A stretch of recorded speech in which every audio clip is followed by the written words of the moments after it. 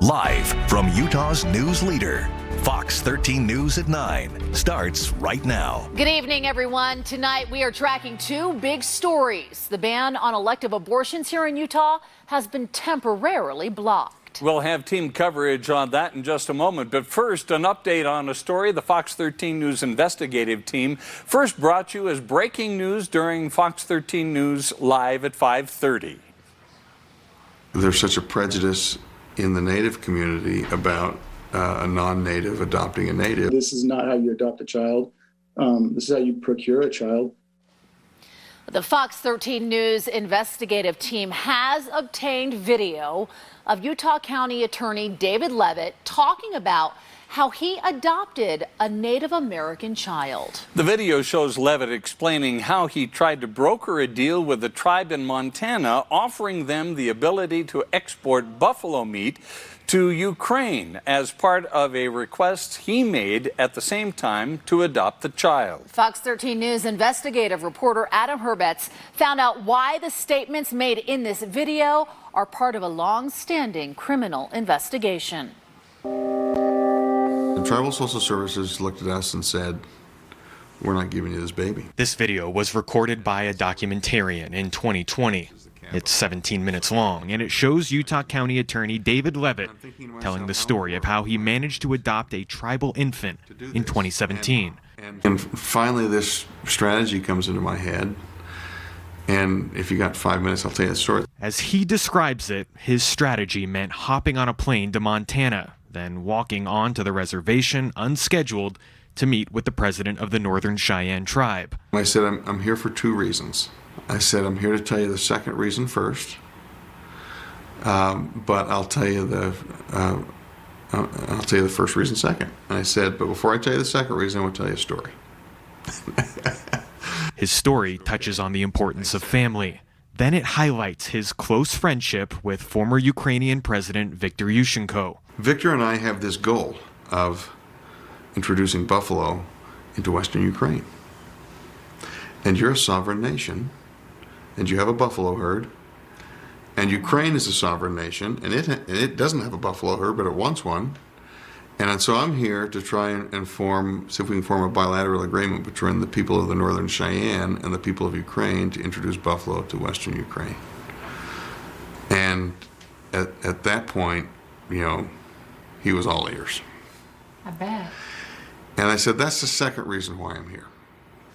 The first reason why I'm here is this, that we want to adopt one of your people. He says tribal president Jace Kilsback gave his blessing, but tribal social services did not. So Levitt went back to the president to try again. Watch and listen to how he describes the tribal president made a compelling argument to help Levitt clear that final hurdle and take home the child that same day. He said, listen, the Levitts are friends of the tribe. They're assets to the tribe for more than just this. I left, and 5 minutes later, the phone rang, and it was the social worker saying, I think I figured out a way to get this child to you. Jace Kilsback has declined to comment. At the time of this interview, he was in prison for fraud in an unrelated case. Not every child needs to grow up in the city, green grass, white picket fence house. It's best for the Native children to remain in Native communities. Stephanie Benally, a Native American specialist for Utah foster care, is not just giving her opinion in this interview. She's describing federal law, the Indian Child Welfare Act. It was passed in 1978 to protect Native American children from being adopted by non-Native families. Prior to the act, 25 to 35% of Native children were removed from their home and placed in non-Native homes. There's such a prejudice in the Native community about a non-Native adopting a Native. Levitt says the child is family. Technically, she's his step, foster, great niece. They might not be related by blood, but ultimately, the tribe gets to decide who's considered family. According to court documents, the child's biological mother willingly gave up her parental rights, but the biological father did not. The court ultimately ruled in Levitt's favor, approving the adoption. Let me put it this way. I would like our elected officials to be servants of the public and not self-serving. Linda F. Smith is a member of the Utah State Bar Ethics Advisory Opinion Committee. She also taught ethics at the University of Utah for more than 30 years. She says the video is concerning in more ways than one. He was clearly politicking to get his way. It was a little smarmy, a way to talk somebody into letting you adopt a child that might otherwise be better raised by the tribe. David Levitt is the same county attorney who named himself as the subject of a ritualistic child sex abuse investigation. Last month, he announced he is not a murderer, a cannibal, or an abuser. And he accused the Utah County Sheriff of playing politics right before the primary, even though Levitt was not publicly named. This is not a politically motivated investigation. I mean, is it disturbing? Yeah, it is. You have to kind of separate that and not let emotions affect your investigation at all. Noel Engels is a former analyst with Homeland Security. He confirmed his team had been investigating sexual allegations against Levitt for several years. Then in 2020, Homeland Security received the video and started investigating for human trafficking. It's literally our job, is to make sure children are safe. 5 months after receiving the video, documents show Noel and his team were removed from the case. He has since filed a whistleblower complaint and received back this letter. You allege that Homeland Security improperly terminated an investigation into allegations involving current Utah County Attorney David Levitt. We emphasize that while the Office of Special Counsel has found a substantial likelihood of wrongdoing, based on the information you submitted in support of your allegations, our referral to the Secretary for Investigation is not a final determination that the allegations are substantiated. This is not how you adopt a child. This is how you procure a child. We reached out to David Levitt for an explanation last week. His spokesperson said he would be happy to tell the entire story, but not until after tomorrow's election, because they believe, quote, this has no bearing on his performance as Utah County Attorney and is not relevant. We want you to know we are publishing the full 17-minute clip online at fox13now.com. Reporting in studio tonight, Adam Herbets, Fox 13 News, Utah. Adam, thank you. Now to our other top story. A judge has granted a restraining order blocking Utah's abortion ban from being enforced. We have team coverage for you tonight. Let's get the latest from Fox 13 News political reporter Ben Winslow, reporting from Utah's Capitol Hill. Following an emergency hearing, the judge granted the restraining order, but it's only good for the next 14 days. There are a range of emotional, physical, financial consequences to patients of remaining pregnant. Lawyers for Planned Parenthood in the state argued over the impact of Utah's abortion trigger law. The law, which bans abortion except in cases of rape and incest or medical necessity, went into effect after the U.S. Supreme Court overturned Roe v. Wade. The trigger ban at this point, which went into effect at the stroke of an email sent late Friday night by the Legislative Council of the legislature, has fundamentally upset expectations that women in Utah have come to rely on. States have strong interest in protecting the life of its unborn citizens. Lawyers for the state argued there is no right in the Utah Constitution to an abortion. Talking about the likelihood of success, which we think is a critical component of any sort of inquiry into a TRO, there's not any language that the plaintiffs point to that uses the word abortion itself. But Utah's Constitution does include an Equal Rights Amendment, which Planned Parenthood's attorneys say applies here. There are lots of things that are protected under a concept of equal rights. In the emergency hearing, the judge agreed to grant the restraining order, but it is temporary. I think the immediate effects of that will occur outweigh any policy interest of the state in stopping abortions immediately. Doctors here are threatened with felonies. The affected women are deprived of safe local medical treatments to terminate pregnancies. On Utah's Capitol Hill, the sponsor of the ban expressed anger, saying the judge sentenced 115 babies to death. He says it's disappointing that a law meant to protect the most vulnerable, the unborn, is delayed by one judge with no support in the law. He goes on to say, I'm confident that Utah's abortion ban will be upheld and we can work to support life. Governor Spencer Cox's office says they aren't commenting on the ongoing litigation, but are monitoring the legal proceedings closely. On the Hill, Ben Winslow, Fox 13 News, Utah. Coming up in our next half hour, Fox 13 News reporter Emily Tenser will have reaction from both sides of the abortion debate about this latest turn of events. That's coming your way at 9:30. Plenty hot today. It's going to be even hotter tomorrow as we head into that time where everybody is celebrating outside, Allison. Yes, a holiday weekend, 4th of July, Monday. We have some very hot temperatures leading up to it, and it's actually hot right now. St. George, still 99 degrees, 82 for Provo, 86 for Ogden, 81 for the Uinta Basin, and low 80s in Moab currently. Tomorrow, another hot day. Tonight, still a few lightning strikes through the Vernal area, just up into the Uintas, off into the distance this afternoon. But what you can expect again tomorrow, a lot of heat, hazy conditions, breezy conditions, and also that chance for some scattered showers and thunderstorms here across the state. But tomorrow morning, 6 a.m. getting up, it'll be comfortable. It'll be about 65 to 75 here along the Wasatch Front when you're first waking up Tuesday morning. Then tomorrow afternoon, our temperatures are on the rise again, close to 100 degrees here along the Wasatch Front. Close to 105 in St. George tomorrow with showers and thunderstorms, and some of these storms could produce some heavy rainfall. So tomorrow here in Salt Lake, our temperatures will be close to 100 degrees. We might hit 101 for some areas here along the Wasatch Front. Breezy, hazy conditions with partly cloudy sky, increasing clouds. Coming up, we'll take a look at that monsoonal pattern here across the state, let you know how long that will last and where we could see some flash flooding tomorrow.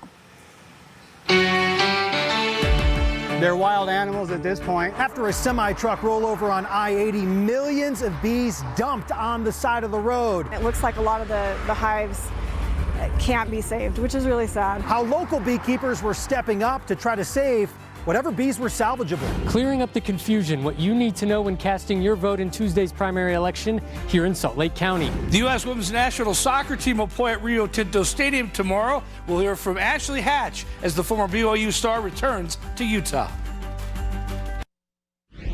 A Utah judge said today there is enough evidence for former Wellington Police Chief Rory Bradley to stand trial. After the ruling, Bradley pleaded not guilty to the 2 misdemeanors against him, sexual battery and assault.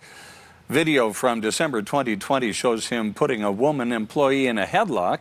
A second video from that day shows Bradley winding up and swatting the employee on the backside. Bradley lost his job after complaints he sexually harassed the victim and for making false accusations about her and 2 other women who worked for Wellington. The judge today also moved the trial out of Carbon County.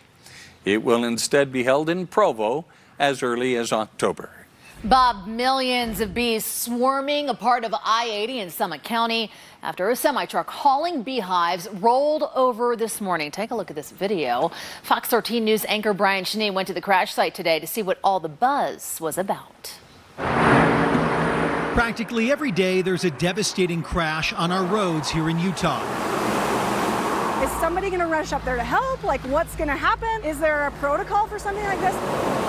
And every time there's a crash, there's a buzzing response. It was very surprising that there wasn't more like hands-on help with 2 hours of the city. While perhaps this uniform resembles a hazmat suit, But even at that point, it's not a lot of people that are like willing to like jump up and come help, especially with something like this. they were actually local beekeepers in their full uniform. At this time of the year, we often see semi-trucks traveling down the highway with hundreds of hives on them, and it almost always goes without fail. On Monday morning, a semi-truck transporting hundreds of beehives with millions of honeybees along I-80 in the Silver Creek Canyon area of Summit County rolled over. First responders treated 2 people who received minor injuries, including multiple bee stings. Firefighters also sprayed the area while the mangled hives were moved to the side of the road. It's sad to see, but it does happen. Millions of bees did not survive. We've been slowly going through the hives looking to see what's been damaged, what hasn't, and unfortunately, more is damaged than not. It really has been quite the response from the local beekeeping community, showing up here, pulling off the side of the road on I-80, trying to save whatever bees they could. It looks like a lot of the hives can't be saved, which is really sad. They were planning to return some of the bees that survived to their original beekeeper. But after a few hours, There's a lot of them that are dead already, so it's kind of sad. they were told by that beekeeper to stop their rescue attempts. They're wild animals at this point. So it was an unlikely response to a crash on the interstate. Every bee counts. You want to rush up and see if you can help. But the beekeepers in uniform ended up on scene at this crash that generated all the buzz. In Summit County, Brian Schnee, Fox 13 News, Utah. And right now, with millions of bees flying in that area, Summit County officials are cautioning people using the rail trail. They anticipate the dramatic increase in bees to last through the holiday weekend. You want to see something really gorgeous? Look at this. Oh my gosh, and that's happening right now. Yep. 9:19, Yeah. so much light still. I know, and yeah, and the sparkling of the lights coming gorgeous. on. and so- I love this view. This is from the Natural History Museum facing west. You can see the Great Salt Lake, Antelope Island. Have you guys been on the rail trail before? Speaking of that in the last story. The rail trail. In Park City? I have not. That's the thing they have closed down. You guys should ride an e-bike sometime and take your families and go out there. It's You so know much fun. I need the e-bike. You're right about I have done it with an actual bike, and it's a lot harder. It's more enjoyable with an e-bike. Not right now because it's closed because of the bees, but put that on your bucket list if you live here in Utah. If you've got friends or family coming in town and they're looking for activities, that's a really, really fun one.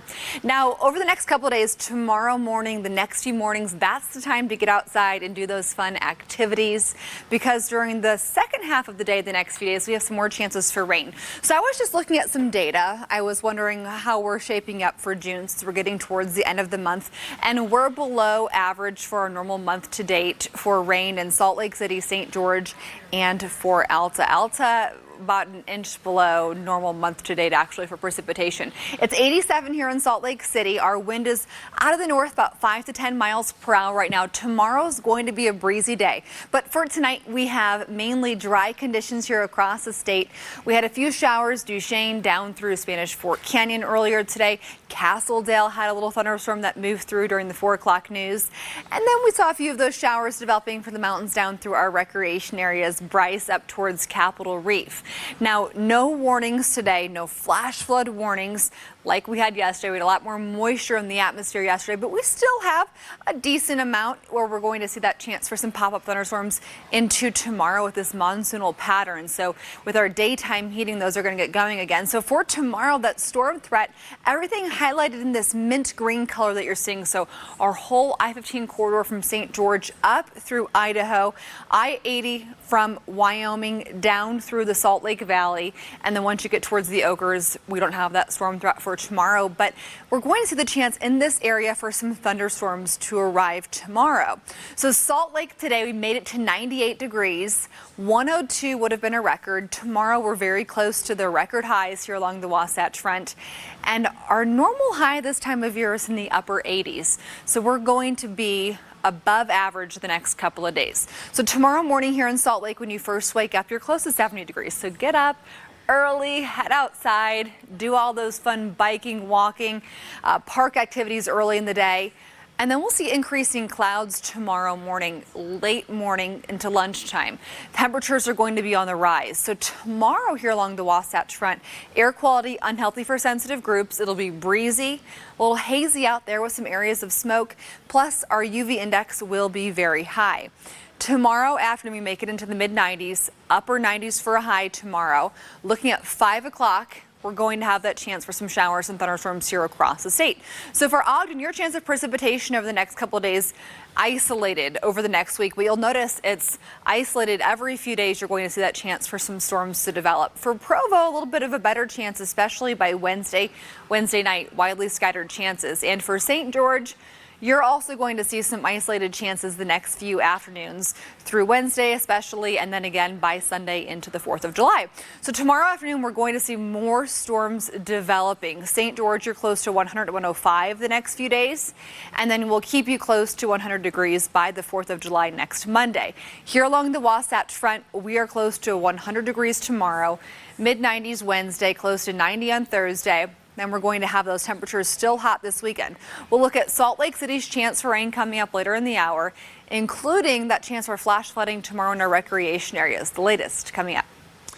Thanks, Allison. Delta pilots want to send a message to the airline, what they plan to do this week and why. Also, still to come, we'll show you a new unit the Davis County Jail unveiled today to make sure inmates are cared for when needed.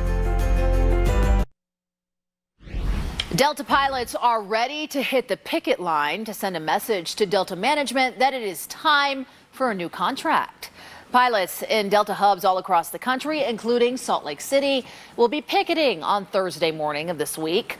One of the pilots say that they've made sacrifices for the company during the pandemic and that a new contract is long overdue. Delta pilots were frontline leaders during the COVID pandemic and the recovery. We helped our airline recover by flying record amounts of overtime, spending more time away from home, our families, in order to get our customers safely to their destinations.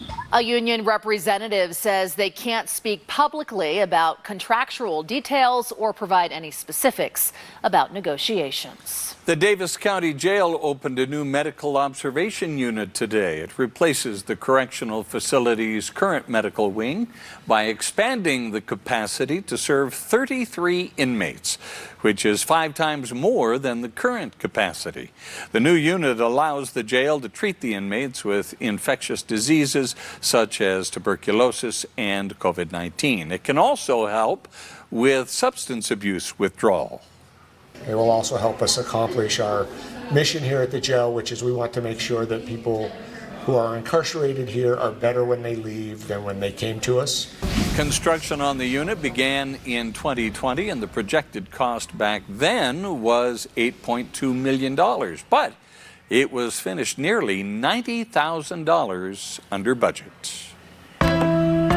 Anyone who has the ability to get pregnant needs to be paying attention. Tonight, a major development for Utah's controversial trigger law. We did not anticipate a smooth path, right? With the ban on abortion now blocked, what this means for both sides of the issue. For people to vote a Republican primary ballot, they have to be affiliated with the Republican Party. We're clearing up the confusion for voters ahead of tomorrow's primary election day.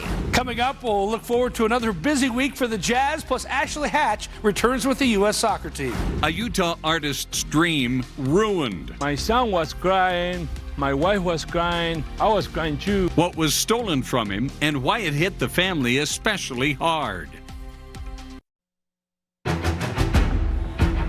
If you're just joining us, we continue to follow a major development in the abortion debate here in Utah. A judge has temporarily blocked Utah's trigger law that bans elective abortions, making them legal once again, at least for the next 14 days. There is a lot of reaction coming from both sides of this issue. Fox 13 News reporter Emily Tenser continues our team coverage. Abortions are back in Utah, but only for 2 weeks. It's truly been a roller coaster of emotions for both sides. Anyone who has the ability to get pregnant needs to be paying attention to their health care right now. Planned Parenthood of Utah is calling back the women they had to turn away this weekend as their lawyers get ready for a preliminary injunction. I think even if they, can overturn the state bill, that there will probably be more legislation forthcoming, which is why people really need to let their representatives know what they think. Mary Taylor, president of Pro-Life Utah, is disappointed in the temporary restraining order. I can't say it was on my radar, but I certainly was not surprised. This ruling by the 3rd District Court will result in the deaths of dozens of babies. She's confident that in the long run, the abortion ban will stick. Abortion is a very lucrative business, so we did not anticipate a smooth path, right? A rocky path that both sides know will remain an ongoing fight despite wherever Utah lands on the trigger law. This isn't the end of the road by any means. So we were not anticipating just a smooth path. We've got a lot of work to do still. We've made the first step. It's only a first step. There's a lot of work to come. This weekend was full of many pro-abortion protests here at the Capitol and down in Provo. As for Pro-Life Utah, their celebration is still on for this Saturday here at 2 p.m. Reporting at the Capitol, Emily Tenser, Fox 13 News, Utah. Abortion rights protests are spreading around the state. This is video from Price tonight, where a group gathered to protest the U.S. Supreme Court's decision to overturn Roe v. Wade. Fox 13 News is told some protesters even spent time getting people registered to vote in the upcoming elections as demonstrators gathered. Utah's abortion rate is low comparatively. By the last count in 2020, there were 4.4 abortions performed for every 1,000 women between 15 and 44 years old here in the state. Now, depending on the courts, that number may be much lower going forward. Let's now take an in-depth look at the numbers, analyzing public funding numbers from the Guttmacher Institute. Fox 13 News learned that Utah spends $2.07 per capita on family planning services. That is the 7th lowest amount in the country and the lowest amount in the West. Almost all of Utah's family planning funding is federal. Utah's legislature spent 1 cent per capita on family planning services. That's according to the Guttmacher Institute's last count. A Utah doctor says he believes that an abortion ban could impact women of color adversely. Dr. Adebayo Adesomo is a maternal fetal medicine fellow at the University of Utah. He deals with women with high-risk pregnancies. He says data indicates black women are more likely to die as a result of pregnancy than white women. He also says different factors, such as societal and system-based factors, are involved in healthcare disparities. Even when you control for some of these individual features, there still tends to be a trend towards worse outcome for women of certain backgrounds. Dr. Adesomo says more focus should be provided for those patients. He also says not allowing abortions increases the pregnancy rate in high-risk populations, which then increases the rate of pregnancy-related complications.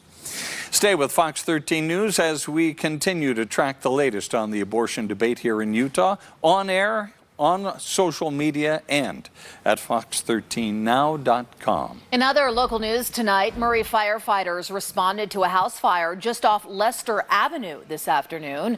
The house was occupied at the time, and those occupants did call 911 themselves. Murray police were able to verify that all of the residents and the animals got out of the home. They were able to get the fire under control in just a short matter of time. With temperatures right now heating up, Murray Fire has a very important reminder. Now is a great reminder. If you haven't checked your smoke alarm, then it's a great time to check that smoke detector. Make sure your batteries are within 6 to 12 months and your smoke detector is newer than 10 years old. Well, the cause of the fire is still under investigation, but it is suspected to be accidental.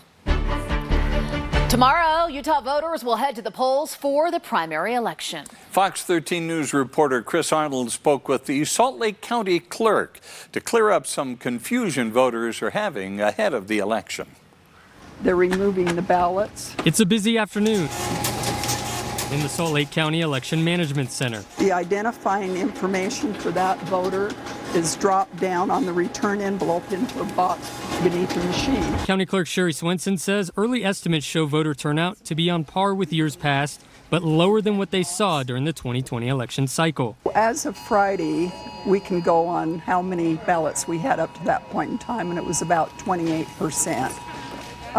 And we're thinking that we may hit 40% when it's all said and done. Swenson says during the process, they've fielded plenty of calls and received several emails from voters who are a little confused with the process this time around. Hundreds and hundreds mainly dealing with voters who are unaffiliated with a political party. For people to vote a Republican primary ballot, they have to be affiliated with the Republican Party. They have a closed primary. Something Swenson says isn't the same for a Democratic ballot. It's what they call an open primary, and they allow voters of any party to participate in their primary, but there's only primaries in the Democratic Party in 3 state Senate districts. She says for unaffiliated voters, they would have to affiliate with a party, and they can do so in person on Election Day tomorrow at any of the 27 vote centers across the county. They're used to having a ballot automatically mailed to them, and they will in the November general election.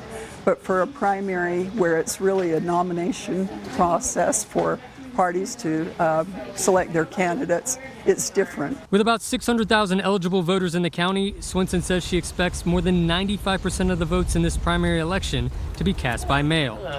If they're going to return their ballot by mail, it needs to be postmarked, which means they would need to walk it into their post office and have them put a postmark on it. Well, Swenson tells me that voters can utilize one of the 24 drop boxes across the county, like these here behind me, to drop off their ballot. Now, whether it's done by mail or in person, all voting has to be done by 8 o'clock tomorrow night.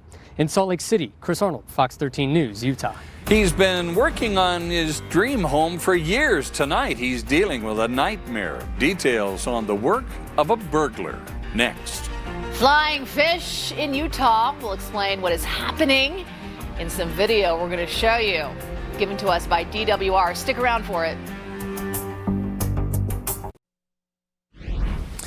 One man's dream has turned into a nightmare. Thousands of dollars in equipment and hugely intricate wrought iron art pieces were stolen from his home in Duchesne County. It's a big loss for him and his family. Fox 13 News reporter Spencer Joseph drove to the home today, where the man is now trying to pick up the pieces and asking everyone to watch out for some pretty unique items. Feels like this is the place. This is the place we're gonna live and we're gonna retire. And for Marcelo Galvan, I own this property since 2012. This is his dream, a home that he's been building from the ground up. That's the name of the place, the Matador. He's gifted beyond belief with metalwork, building amazing pieces and being featured across the state. When I create something and I'm thinking it's gonna be for a customer, I get so in love with the piece and I don't want to let it go. So when it came to his new dream home he's been working on in Duchesne this weekend, he was excited to continue his amazing work. The first thing I saw always is the American flag, you know, because I love to see the American flag there. And I told my wife, I said, something missing there. What was missing was a hand-built wrought iron spiral staircase. And we start walking around and we see the shipping containers open. That were actually welded shut. See how I welded here? They just cut it. Inside. Hand tools, I have a wood splitter, welding machine, concrete mixer, like probably 140 2x4s. But that was just the beginning. Going to the house and breaking into the house, they stole furniture. The chairs, they stole it. Brass, I think they're trying to take it. They stole a lot of stuff from here too. I think they're trying to take this one right here. But I wanted the screw, it broke. 2 items stand out. The gate and the spiral staircase. I did it with so much passion. That was the spiral, that's where it was. So, and the gate was here. So you can see the screws, they took it away.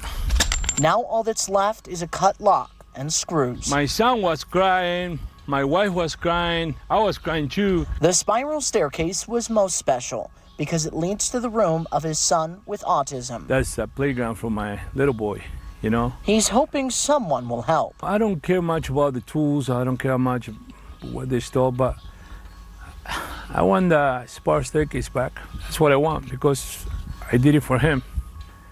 They destroy us, you know. As he picks up the pieces, we don't feel safe anymore.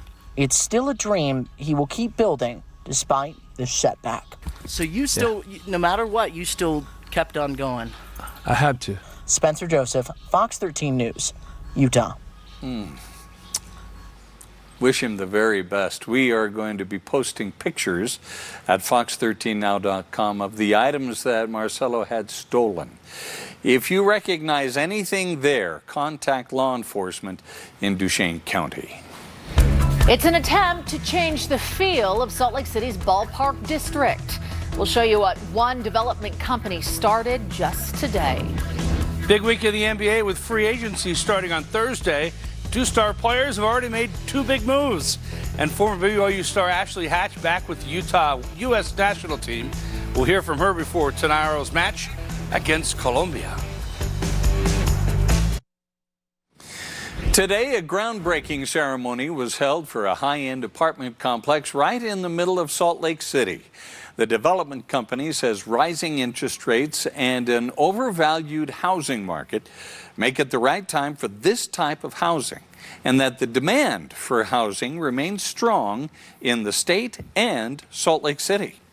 There are so many residents that need a good place to live. We hear that's a problem over and over again, and that our inventory is way lower from what the demand is.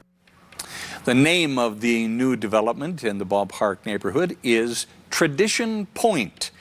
The neighborhood has been hit hard by crime, homelessness, and drugs. Alan Bott with Alco Construction believes the project will bring people who will have a vested interest in changing the neighborhood. It is that time once again to restock our Utah reservoirs with tiny fish. The Utah Department of Wildlife Resources is once again restocking those reservoirs with fish, or fingerlings as they're called. The fish were airdropped this morning at the Silver Lake Flat Reservoir in American Fork Canyon. I think we've got some video of that. It's really cool to see those fish just shooting out of the plane. Gorgeous nighttime moonshot there of the lake. This looks like Tibble Fork. Oh, here it comes. Oh, hopefully. You got to stick around for this. Let's stay with the video until we see. Well, let me tell you this. Scott Root with the DWR says this method of restocking, when they spit the fish out of the plane, we're hoping for it. Here it comes. Yeah. They say this method is very unique to Utah. Yeah, and this is a trip that the fish will never forget. There it is. And there they go. Here's what it looks like from the plane. Surprisingly, not a lot of other states use this technique, and that's why people are like, well, that's kind of different and kind of cool. It is kind of cool to watch. I wonder how the fish feel about it. Well, they do survive. Now they've got to survive the anglers, right? The fingerlings are between roughly 3 inches in length. Root says they usually stock them between 300 and 400 lakes each year, so they're going many places. He also says they try to stock about 5,000 fish with each airdrop. Yeah, people always get a kick out of that from other states because they've never seen that before. Well, here's what I want you to know for tomorrow if you're going to be out recreating. We do have our fire outlook for tomorrow elevated for the Uinta Basin all the way down towards Nephi along I-15 all the way through St. George. So elevated fire concerns tomorrow for much of central Utah out towards the Book Cliffs. And we look at our hour-by-hour forecast into tomorrow morning. It'll be a warm start when you wake up. So Tuesday, 6-7 a.m., close to 70 degrees here along the Wasatch Front. We'll have mostly clear sky tomorrow morning, increasing clouds throughout the day, and increasing chances for areas of showers and thunderstorms into tomorrow afternoon. We'll have a hot day, though. It'll be close to 100 degrees here at 5 o'clock for the Wasatch Front. St. George closer to 105 tomorrow. We look at our rain projection over the next 7 days, and the bulk of the rain with this monsoonal pattern over the next couple of days will again stay into Colorado and then off to our south into New Mexico and then into Arizona. And so what we're going to be watching for the next couple of days, any recent burn scars, normally dry washes, those areas that are typically a little more prone to flash flooding, we'll of course want to stay aware of. So for tomorrow, our flash flood potential for recreation areas, Bryce Canyon, Capitol Reef, and Zion. This is all the updated flash flooding potentials for you. This will be a possible rating for tomorrow. Some slot canyons, dry washes, and small streams may experience that flash flooding. For St. George, you're close to 105 tomorrow, close to 100 degrees for your entire 7-day forecast, and through the 4th of July for St. George in the upper 90s. And here along the Wasatch Front tomorrow, close to 101. By Wednesday, mostly sunny, mid-90s. Air quality for tomorrow, orange, unhealthy for sensitive groups. And by Wednesday, air quality moderate. We also have some areas of smoke out there today. So if you notice it was a little hazy or maybe you have a difficult time breathing, could be that. By Thursday, we're close to 90 here in Salt Lake City with partly cloudy sky. And then we're going to see our best chance here along the Wasatch Front for the scattered showers and thunderstorms Wednesday night, and Thursday for northern Utah. Fire weather, frequent lightning with some of these storms, so that's a concern. Could have some fire starts. And also just a lot of heat the next couple of days, so make sure you're getting out early, drinking plenty of water. By Friday, 95. Saturday, 98 degrees here in Salt Lake City with mostly sunny sky. And we're going to see for the holiday weekend, Saturday afternoon into Sunday afternoon, some more chances for showers and thunderstorms even through the 4th of July holiday next Monday. We'll keep those temperatures hot, though, through the 4th of July on Monday, low 90s here in Salt Lake City.